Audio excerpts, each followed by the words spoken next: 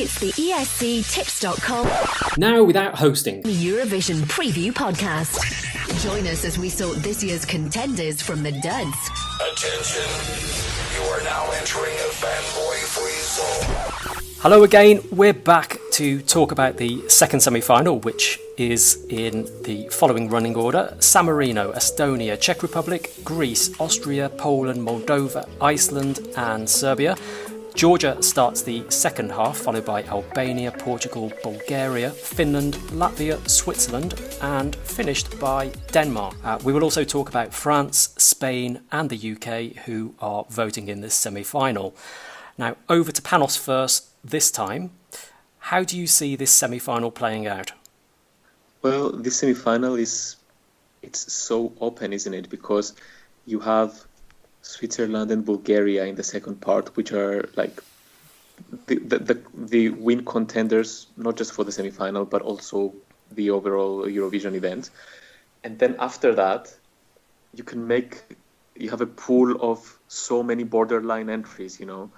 So like I think Finland, Switzerland and Bulgaria are safe qualifiers from the second part. From the first part, you know, you have Greece, Moldova, Iceland, and then for the other four spots, you can literally make a case for everyone. So yeah, this is what the weaker semifinals usually look like. At the moment, I do have Albania probably just sneaking in on the second half. I think it's taken nice steps from when it was first released, always the first song, but yeah, it's taken nice steps forward, feels more credible.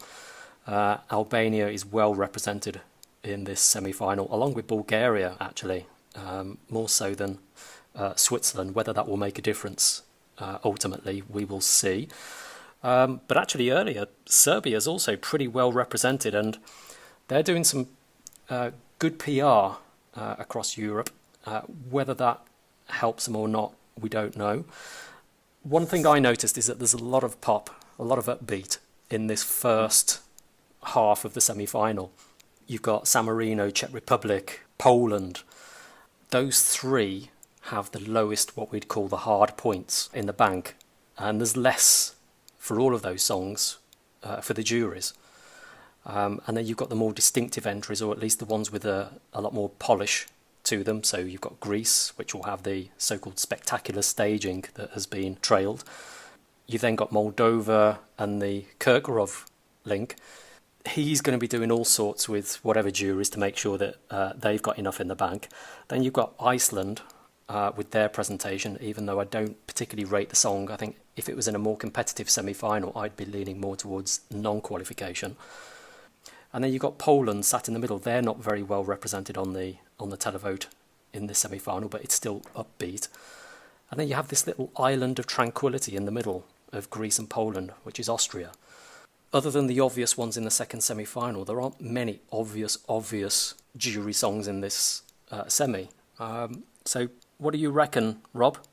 Yeah, I mean, like Panos touched on, the difficulty for us is this sort of very low qualification bar. Yeah.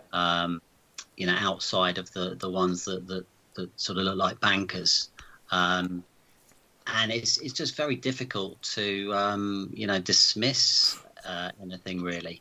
And something like Serbia, for instance. I think that's a really sort of trashy Balkan banger, if you want to describe it that way. Yeah. And it would sort of be a confident non-qualifier call in a semi-final, or maybe if it was semi-final one, but in this semi-final, it could sneak through, and that's the sort of the difficulty when you're looking to maybe take some on. I mean, San Marino is interesting to me because it seems like a vote of confidence from the EBU to give it the opening slot, in that it thinks that much of it that I'm presuming it thinks it's going to qualify with ease. But I actually have my doubts. Again, this is sort of on the borderline pile. I mean, I don't think Senate is particularly appealing or stand out as a live performer. And then you've got this whole sort of narrative of Flo Rida potentially turning up. And, I've read a lot of stuff about, this is going to transform it. And, it's going to be even better with him on stage. I take the opposite view. I think, if Flo Rida turns up, it's probably going to be potentially even worse. I just think back to, can you remember Autumn Leaves with Blackstreet? Blackstreet, yeah. Oh, yeah. I mean, there are questions there regarding San Marino qualifying. But, yeah, you go through and there's just so many of these kind of borderline cases. And I think it's very hard to, make the calls ahead of rehearsals. I mean, some are obviously going to improve in Rotterdam. And then I think others are going to be a bit more lackluster. And, then we'll kind of get a bit of a clearer picture. Yeah, my main strategy so far has been to lay a lot of these first half upbeats quite low, just because I think there'll be some rapid price changes during rehearsals, and you should then be able to buy back and green up on them. But I do share the concerns on San Marino, purely because it's not well supported. They haven't got the Armenian support that they would usually get. Bizarre that vote link, but it exists somehow, somewhere in a briefcase, I think. Moldova will be the interesting one because Kirkorov will be going out of his way to try and get that song into the final, along with the staging, I guess, but it lacks a song, so you can't guarantee the widespread jury, hence why he's going to have to get some juries on side. Serbia and San Marino are the obvious homes for that support, so I just wonder how many trades will be made there, who gets the 12s and who gets the 7s. And that might be the difference in the end, is how many 12s can you buy yourself, or do you get lumbered with the lower points in the end? What do you reckon, Panos? Yeah, I mean, to be honest, I think Moldova is strong enough to make it on its own anyway. But all those things you're saying will happen. And then once it gets reunited with all its friends in the final, it will get the classic Moldova 9th split. to 11th sort of thing. Yeah. Yeah, something like the range of lower top 10 in the televote and something like 9th to 12th with the juries, whatever. Yeah. So yeah, I mean, and it's it is what it is. But yeah, I mean, I agree also with Austria. It's really in the middle of all that craziness, and it stands out, and it does, it has nuance, it has some depth about it, and I do get the sense that it will be staged in a nice way by Marvin Dietmann. He's Austrian himself anyway. He has many countries this year, more notably Austria, Cyprus, Croatia, I think, Bulgaria. And I do expect, his own country and Bulgaria to be a couple of the ones he will connect more with. So yeah, if they do manage to stage it and present it in a nice, emotional way with depth, a bit like 2018, I think it could surprise in terms of making it through, yeah. One of the little shock ones that I would potentially float up there, I'm not totally dead on Latvia for some reason, even though I find Samantina very jarring to watch. But I look at this semi-final and there's so much low-grade pop, and you're looking for something that is quite vocal-led to land with the juries, and I just wonder if they can soften that visual aspect of the song, whether they can trade or buy a little bit more jury support with the vocals, and does it just creep over the line? What do you reckon, Rob? I think it might be up against it. It's a shame because, Anna Marta was great, wasn't she, back in, what was it, 2015? Yeah. It's trying to sort of be avant-garde, like Love Injected, but I just don't think it's coming anywhere near that. I'm just not feeling it with that track, and I'm not feeling it with Samantha Tina, because, like you say, there's just sort of, I think there's telegenic issues there. Yeah.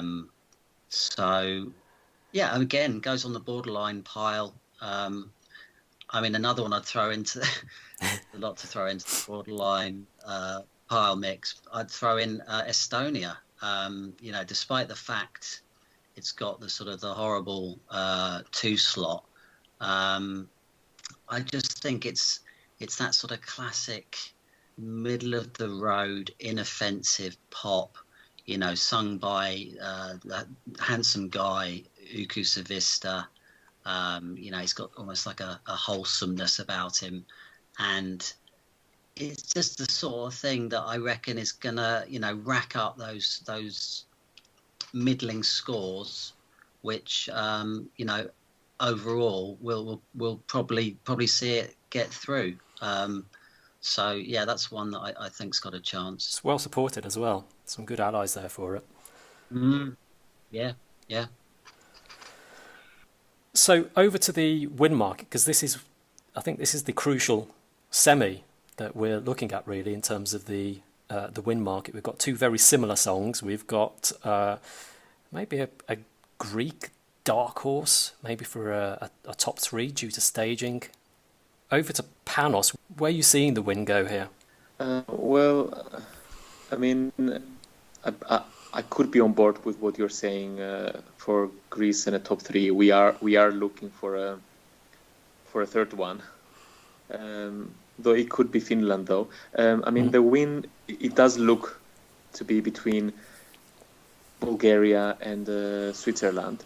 Now Switzerland has more question marks because it's more, it's in French. It's more mystical and mysterious. It's more like an experience rather than a pop song, So it will depend how it's presented. Is it going to have something magical and stirring about it, or is it going to be like, a guy playing the piano, closing his eyes with a Windows background, screensaver? If it doesn't capture some magic, Bulgaria, it's a kind of thing, especially in the context of this week's semi-final, that will, it will get so much jury, Of course, it's an obvious jury song, but at the same time, especially in the context of this semi-final, it's a relatable song with beautiful lyrics.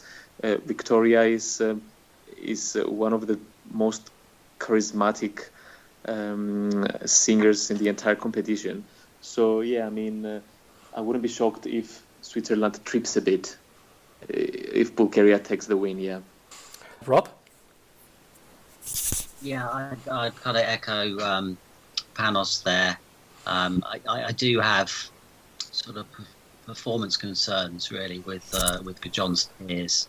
I don't think he's the most sort of engaging live performer, especially if he's just going to sit behind his piano, sort of offering up his kind of introspective, high-pitched falsetto.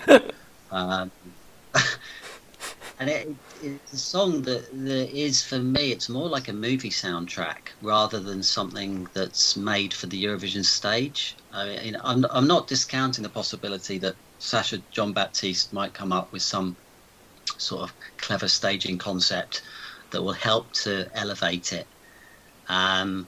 But yeah, I don't really have confidence in John's Tears ahead of rehearsals, whereas I do have confidence in Victoria, and I do have confidence in the staging potential of Growing Up is Getting Old. And I think, she's had that in mind. That's the reason why she chose this song.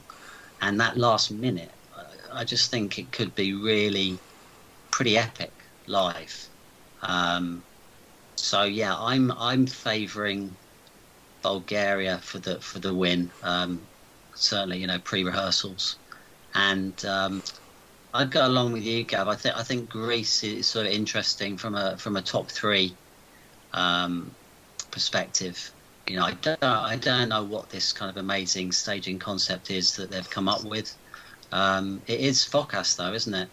But yeah, I think that's, it's a decent song. It's the strongest up-tempo solo female track in this semi-final, Greece. And I'm just a little bit concerned about Stefania, whether she's maybe a bit inexperienced. I don't know if she can sort of deliver it well enough live. That's a slight concern. But if she can do it justice, and the staging is sort of a focus sort of masterclass, that could have some top three potential in the semi. Or even Moldova, actually, I would say. Yeah. Because Yeah. I mean, I personally think that Moldova has the best female upbeat, let's say, of that section or of the semi-final. Not because I think it's amazing, but because I just feel it's the best. The problem with Greece, I personally like Stefania a lot, but both of her songs this year and last year, even though they were nice and competent, I think they didn't manage to tap into her potential fully. With the right song, she could soar, I think. The Last Dance is nice, but it just feels too much like a radio song rather than a contest song to me. Whereas Sugar is maybe the opposite, Yep. I think so. That's why I think it has potential. Yeah. Yep, I would go with that. I know the early indications are that Stefania is certainly happier with this year's song compared to last year. Let's talk about France, who are voting in this semi. Rob, you're a fan of France. Yeah. Sell it. Well, I just think that you're dealing in a lot more certainty with France going into rehearsals and what we're going to see in Rotterdam. You look at the outright, and you've got Malta there as favourite, and you've obviously got Switzerland close up, top three in the betting odds. But Destiny and Gudjon's Tears, there are performance concerns with both of them. Whereas Barbara Pravi, for me, with this song, I don't know. When I watched it at the French national final, I was blown away, to be honest. I liked it in studio form, and I thought, this is a sort of interesting French song that could surprise, could be a sort of surprise top 5 or something. I knew she was going to be good, but I just wasn't expecting it to be that good. And it's just sort of the combination of her and the staging. France usually fails with the staging. I know sort of they've sent different types of songs previously. I just like the sort of the fact that you've got the complete package there, and she just has some magnetism. She really embodies the song. I think she draws the viewer in. I don't have the televote concerns, which I think maybe you guys have as much. I just think she really creates a moment performing it, and I think it's gonna resonate with with TV viewers. I share your appeal for it when I first saw it. It was quite early on in the betting season or the Eurovision season, so it obviously appealed. I find the way that she performs to be very authentic, very sincere and earnest. It does feel a little bit West End. I was talking to someone a couple of weeks ago, and it felt quite Les Miserables in its delivery, that very front-on West End stage delivery. I also made the point that I think it transcends the language barrier better than previous French songs, purely because it has a simple, relatable word, voila, just like Il Volo had Grand Amore. Everyone sort of knows what it is. It appears often enough in the song that it embeds itself. It's a bit of an earworm in that sense. My initial thoughts were that it's going to be somewhere around the top 10. But as more songs have been released, or as question marks have appeared over some of the front end songs, it's one that could potentially do better than or at least certainly than I initially thought. I do still have the televote concerns, though. The televote concerns will manifest, I think, if it gets a first half draw, and I think it'll struggle to launch from that given the number of upbeat songs. If it gets a second half draw, I think that maybe changes things a little bit. But I think that's one thing we're going to have to wait and see on. But as you rightly said earlier on, it's the one song going into Rotterdam that looks impressive. It's in its finished package. Other countries have yet to make that journey, so I think there might be a few changed opinions in a few weeks' time, which I think will lead on to some of Panos's comments. About France, you mean? Yeah. This is quite a nice French entry, definitely in for the best French result in ages. I have absolutely no doubt, this will do well with the juries. I mean, even if like the end of the world comes and they, for some reason, decide to go for all of the commercial songs before this, it won't be lower than 6th or whatever with them 7th. Even at the worst case scenario. So this will be very high with the juries. It has all those things that you said: authenticity. She's a great performer, etc., etc. Now, on the televote side, I don't think it will do badly. It won't. But yeah, there's more question marks there. My feeling is that to kind of capture the televote and the hearts of Europe, if you're this niche and in a foreign language, and not commercial, you have to have that kind of an enchanting melody, and of like Amar Pelos Dois had, and you have to have that kind of magic about you. For me, this is extremely, extremely competent, but not magic, if you know what I mean. And that's my thing. And when you add to that your concerns about it being a bit too musical theater, with which I agree, I basically have strong doubts whether this will have under any scenario enough televote to become a contender. Not saying it won't do well in the televote, but I could see a case where it has a distinctly stronger jury than a televote. But yeah, I do think this will do much, much, much better than France usually does. And it's one of those songs where you'd wish the Big Five would compete, or at least sing in full in the middle of two competing performances in the semi-final. Yeah. Because this will lack the journey and also the momentum that others will be getting during that week. Yeah. Yeah, I would agree. So now let's move on over to Spain. Oh, should we bother? No, we best. Oh, go on, Panos. I think we only need you. No, come on, Panos. Tell us what you think of Spain. I'm going to be brief because I'm very frustrated with Spain for two reasons. Firstly, because I really like him both in terms of voice and his repertoire outside of Eurovision, and I think with the right song he could be like even a Eurovision contender. And secondly, like Spain, the country with one of the best, traditional music scenes in the world, hasn't had a top 5 since, is it 1995 or something? So yeah, I mean, no, this is the exact opposite direction countries should be going in 2021 for Eurovision.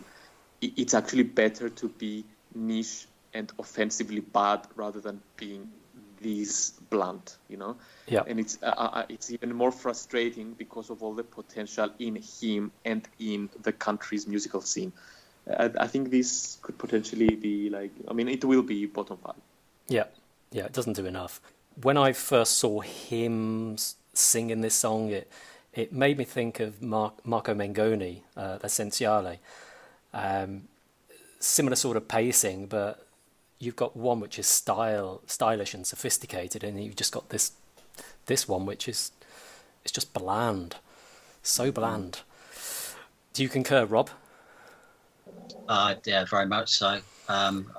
Like Panos there, I'm thinking, guaranteed bottom 5 really with Spain. Yeah. I mean, I suppose we've got to talk about the UK as well. Nice segue, Rob. Thank you. Was that on the mention of bottom 5? Well, it kind of was, yeah. Because again, it's the same old problem with the UK. It's just, you know, in a 26 strong field, it's just going to be wallpaper, I fear. It's obviously radio friendly. You know, you can say it's almost, you know, contemporary in some ways, but also I think it's just going to be totally anonymous. So yeah, I'm fearing the worst for the UK. Yeah, you know, he's not the most telegenic guy in the world either. No. James Newman. Staging wise, you know, what can they do? And you know, the UK's track record with staging is pretty terrible. So yeah, I mean, I suppose a result for the UK would be if it's not bottom five, right? But can it escape the bottom five? I don't know.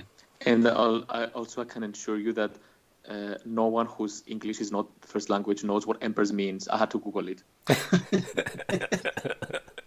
If you think about the fact that most of the bottom places in the final are usually populated by those countries that are directly in the final and don't make an effort and don't have the momentum from the week.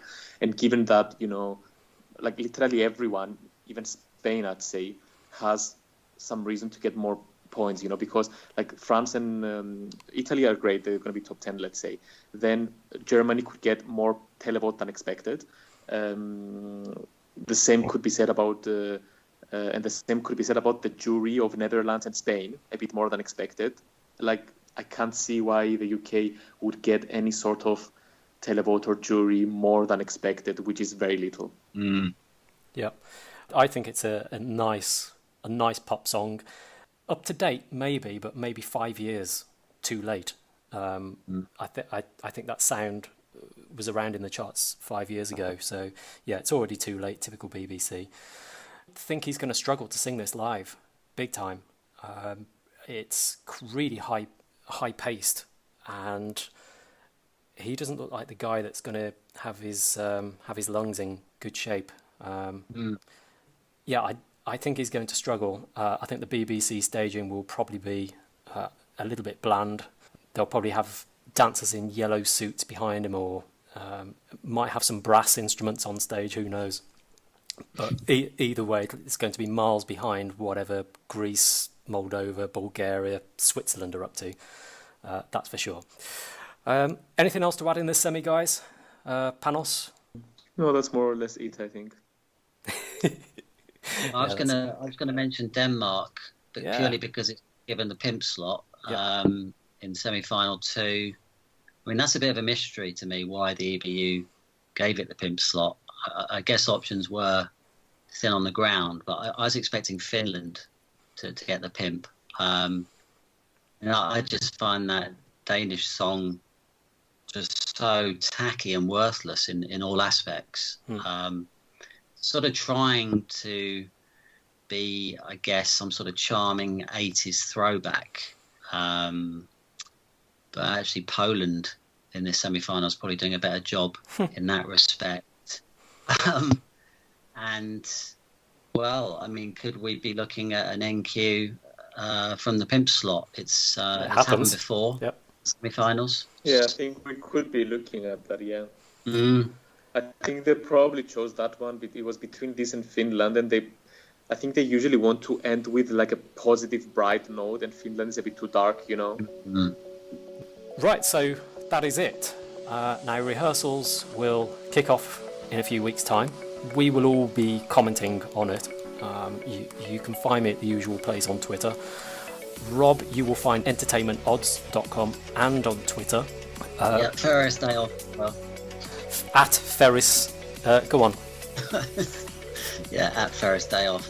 Yeah, and Panos will also be tweeting. Your Twitter handle, Panos? My Twitter handle is my name, Panos Anetos. There we go. I will put it in the video below. Yeah. So, thanks for listening, everyone. Thanks, Rob. Thanks, Panos. Pleasure. Pleasure. Safe betting, everyone. Bye-bye.